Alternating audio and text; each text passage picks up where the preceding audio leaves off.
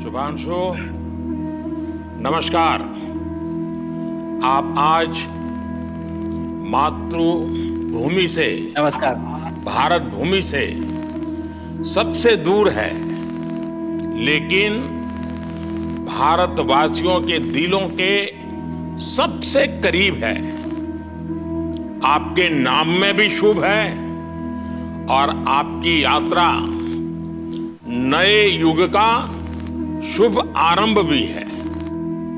इस समय बात हम दोनों कर रहे हैं, लेकिन मेरे साथ 140 करोड़ भारतवासियों की भावनाएं भी हैं। मेरी आवाज में सभी भारतीयों का उत्साह और उमंग शामिल है।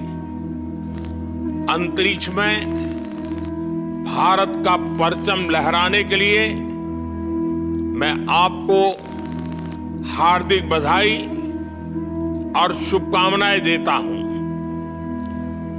मैं ज्यादा समय नहीं ले रहा हूं, तो सबसे पहले तो ये बताइए, वहां सब कुशल मंगल है? आपकी तबीयत ठीक है?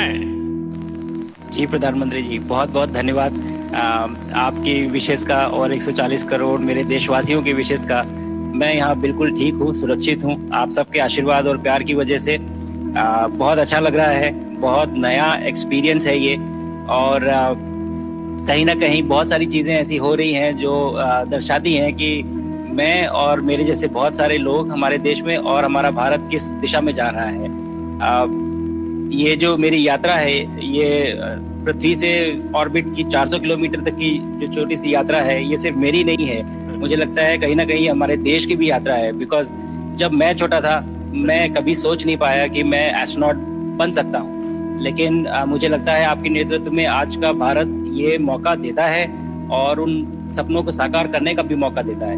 तो ये बहुत बड़ी उपलब्धि है मेरे लिए, और मैं बहुत गर्व फील कर रहा हूँ कि मैं यहाँ पे अपने देश का प्रतिनिधित्व कर पा रहा हूँ। धन्यवाद प्रधानमंत्री। शुभ, आप दूर अंतरिक्ष में है, जहां ग्रेविटी ना के बराबर है, पर हर भारतीय देख रहा है कि आप कितने डाउन टू अर्थ है। आप जो गाजर का हलवा ले गए हैं, क्या उससे अपने साथियों को खिलाया? जी प्रधानमंत्री जी, ये कुछ चीजें मैं अपने देश की खाने की लेके आया था, जैसे गाजर का हलवा, मूंग दाल का हलवा और आमरस। और मैं चाहता था कि ये बाकी भी जो मेरे साथी हैं, बाकी देशों से जो आए हैं, वो भी इसका स्वाद लें और चखें, जो भारत का जो रिच कुलिनरी हमारा जो हेरिटेज है उसका एक्सपीरियंस लें। तो हम सभी ने बैठ के इसका स्वाद लिया साथ में, और सबको बहुत पसंद आया। है कि कब वो नीचे आएंगे और हमारे देश आए और इनका स्वाद ले सके हमारे साथ। शुभ, परिक्रमा करना भारत की सदियों पुरानी परंपरा है। आपको तो पृथ्वी माता की परिक्रमा का सौभाग्य मिला है। अभी आप पृथ्वी के किस भाग के ऊपर से गुजर रहे होंगे?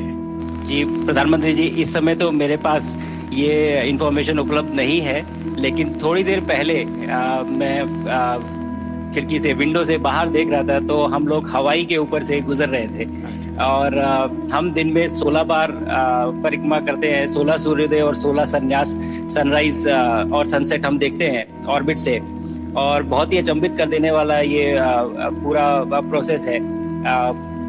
इस परिक्रमा में, इस तेज गति में, हम इस समय करीब 28,000 किलोमीटर प्रति घंटे की रफ्तार से चल रहे हैं आपसे बात करते वक्त। और ये गति पता नहीं चलती क्योंकि हम तो अंदर हैं, लेकिन कहीं ना कहीं ये गति जरूर दिखाती है कि हमारा देश कितनी गति से आगे बढ़ रहा है इस समय, कि हम यहाँ पहुंचे हैं और यहाँ से और आगे जाना है। अच्छा शुभ, अंतरिक्ष की विशालता देखकर सबसे पहला विचार क्या आया आपको? प्रधानमंत्री जी, सच में बोलो तो जब पहली बार हम लोग ऑर्बिट में पहुंचे, अंतरिक्ष में पहुंचे, तो पहला जो व्यू था वो पृथ्वी का था।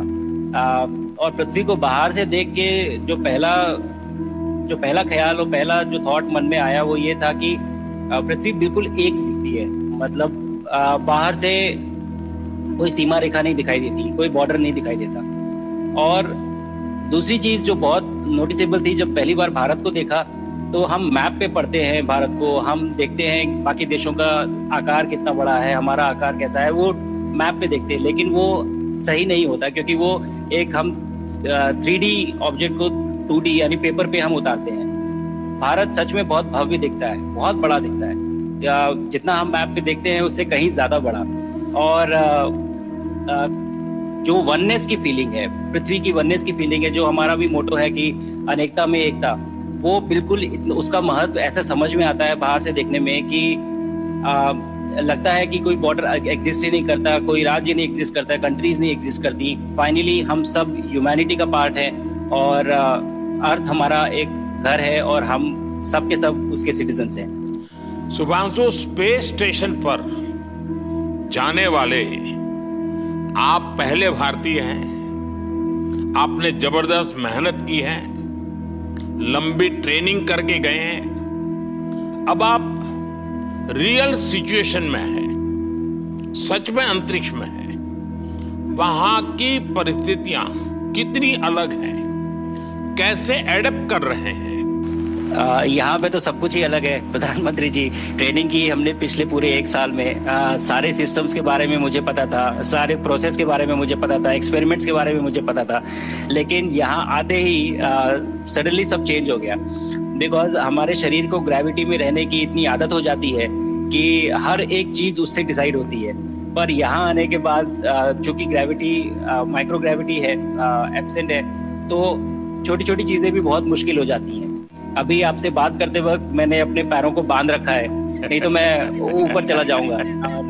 बाइक पे भी जैसे चीजें हैं, कंट्रोल भी तो भी ये ऐसे फ्लोट करता रहता है। पानी पीना, पैदल चलना, सोना बहुत बड़ा चैलेंज है। आप छत पे सो सकते हैं, आप दीवारों पे सो सकते हैं, आप जमीन पे सो सकते हैं। तो पता सब कुछ होता है प्रधानमंत्री जी, ट्रेनिंग अच्छी है, लेकिन वातावरण चेंज होता है तो थोड़ा सा यूज्ड टू होने में 1-2 दिन लगते हैं, बट फिर ठीक हो जाता है। भारत की ताकत साइंस और स्पिरिचुअलिटी दोनों है। आप अंतरिक्ष यात्रा पर हैं, लेकिन भारत की यात्रा भी चल रही होगी, भीतर में भारत दौड़ता होगा। क्या उस माहौल में मेडिटेशन और माइंडफुलनेस का लाभ भी मिलता है क्या? जी प्रधानमंत्री जी, मैं बिल्कुल सहमत हूँ। मैं कहीं ना कहीं ये मानता हूँ कि भारत ऑलरेडी दौड़ रहा है और ये मिशन तो केवल एक पहली सीढ़ी है उस एक बड़ी दौड़ का, और हम जरूर आगे पहुंच रहे हैं। और अंतरिक्ष में हमारे खुद के स्टेशन भी होंगे और बहुत सारे लोग पहुंचेंगे। और माइंडफुलनेस का भी बहुत फर्क पड़ता है। बहुत सारी सिचुएशंस ऐसी होती हैं नॉर्मल ट्रेनिंग के दौरान भी या फिर लॉन्च के दौरान भी, जो बहुत स्ट्रेसफुल होती हैं, और माइंडफुलनेस से आप अपने आप को उन सिचुएशंस में शांत रख पाते हैं और अपने आप को काम रखते हैं, अपने आप को शांत रखते हैं, तो आप अच्छे डिसीजन ले पाते हैं। कहते हैं कि दौड़ते हुए भोजन कोई भी नहीं कर सकता, तो जितना आप शांत रहेंगे उतना ही अच्छे से आप डिसीजन ले पाएंगे। तो आई थिंक माइंडफुलनेस का बहुत इंपॉर्टेंट रोल होता है इन चीजों में। तो दोनों चीजें अगर साथ में प्रैक्टिस की जाएं तो ऐसे एक चैलेंजिंग एनवायरनमेंट में या चैलेंजिंग वातावरण में मुझे लगता है ये बहुत ही यूजफुल होंगी और बहुत जल्दी लोगों को अडैप्ट करने में मदद करेंगी। आप अंतरिक्ष में कई एक्सपेरिमेंट कर रहे हैं, क्या कोई ऐसा एक्सपेरिमेंट है जो आने वाले समय में एग्रीकल्चर या हेल्थ सेक्टर को फायदा पहुंचाएगा? जी प्रधानमंत्री जी, मैं बहुत गर्व से कह सकता हूं कि पहली बार भारतीय वैज्ञानिकों ने 7 यूनिक एक्सपेरिमेंट्स डिजाइन किए, जो कि मैं अपने साथ स्टेशन पे लेके आया हूं। और पहला एक्सपेरिमेंट जो मैं करने वाला हूं, जो कि आज ही के दिन में शेड्यूल्ड है, वो है स्टेम सेल्स के ऊपर। अंतरिक्ष में आने से क्या होता है कि ग्रेविटी चूंकि एब्सेंट होती है तो लोड खत्म हो जाता है, तो मसल लॉस होता है। तो जो मेरा एक्सपेरिमेंट है वो ये देख रहा है कि क्या कोई सप्लीमेंट देके हम इस मसल लॉस को रोक सकते हैं या फिर डिले कर सकते हैं। इसका डायरेक्ट इम्प्लीकेशन धरती पे भी है कि जिन लोगों का मसल लॉस होता है ओल्ड एज की वजह से तो उनके ऊपर ये सप्लीमेंट्स यूज किए जा सकते हैं। तो मुझे लगता है कि ये डेफिनेटली वहाँ यूज हो सकता है। साथ ही साथ जो दूसरा एक्सपेरिमेंट है वो माइक्रोवेल की ग्रोथ के ऊपर। ये माइक्रोवेल की बहुत छोटे होते हैं लेकिन बहुत न्यूट्रिशियस होते हैं। तो अगर हम इनकी ग्रोथ देख सकते हैं यहाँ पे और ऐसा प्रोसेस इजाद करें कि ये ज्यादा तादाद में हम इन्हें उगा सकें और न्यूट्रिशन हम प्रोवाइड कर सकें, तो कहीं ना कहीं ये फूड सिक्योरिटी के लिए भी बहुत काम आएगा धरती के ऊपर। सबसे बड़ा एडवांटेज जो है स्पेस का वो ये है कि ये जो प्रोसेस है यहाँ पे बहुत जल्दी होते हैं, तो हमें महीनों तक या सालों तक वेट करने की जरूरत नहीं होती। तो इसलिए यहाँ के जो रिजल्ट चंद्रयान की सफलता के बाद देश के बच्चों में, युवाओं में विज्ञान को लेकर एक नई रुचि पैदा हुई। अंतरिक्ष को एक्सप्लोर करने का जज्बा बढ़ा। अब आपकी ये ऐतिहासिक यात्रा उस संकल्प को और मजबूती दे रही है। आज बच्चे सिर्फ आसमान नहीं देखते, वे यह सोचते हैं मैं भी वहां पहुंच सकता हूं। यही सोच, यही भावना हमारे भविष्य के स्पेस मिशंस की असली बुनियाद है। आप भारत की युवा पीढ़ी को क्या मैसेज देंगे?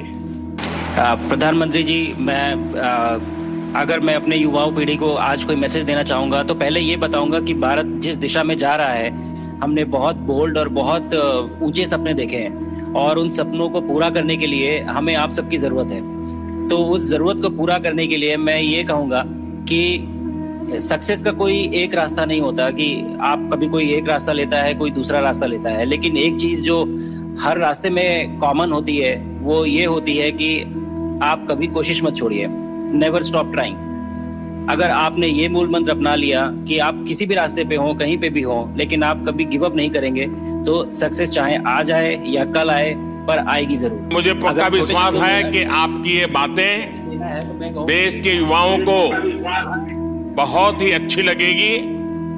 और आप तो मुझे भली भांति जानते हैं, जब भी किसी से बात होती है तो मैं होमवर्क जरूर देता हूं। हमें मिशन गगनयान को आगे बढ़ाना है, हमें अपना खुद का स्पेस स्टेशन बनाना है और चंद्रमा पर भारतीय एस्ट्रोनॉट की लैंडिंग भी करानी है।